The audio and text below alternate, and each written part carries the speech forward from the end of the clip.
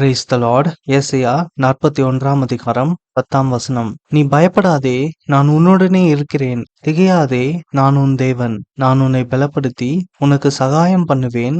என் நீதியின் வலது கரத்தினால் உன்னை தாங்குவேன். ஆமென். ஆண்டவர் நம்மை நோக்கி பயப்படாதே என்றும் திகையாதே என்றும் சொல்லுகிறார். இந்த பயம் என்றால் ஃபியூச்சரை குறித்து நாம் யோசிப்பது. வருங்காலத்தில் என்னுடைய நிலைமை எப்படி இருக்குமோ என்று நாம் பயப்படுவது.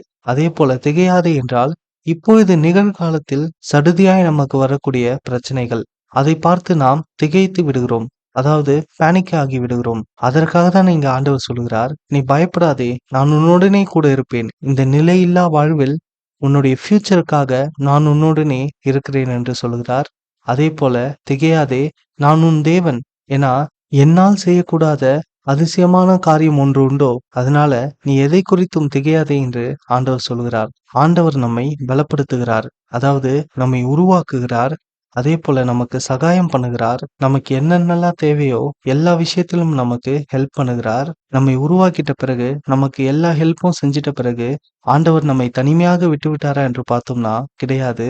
நம்மை அவருடைய நீதியின் வலது கரத்தினாலே தாங்குகிறார். அமேன். ஆகையால் ஆண்டவர் நம்மோடு கூட இருக்க நம்முடைய பிரசன்டை குறித்தோ ஃபியூச்சரை குறித்தோ நாம் பயப்பட வேண்டாம். ஆண்டவரே நமக்கென்று யாவையும் செய்து முடிப்பார். ஆமேன்.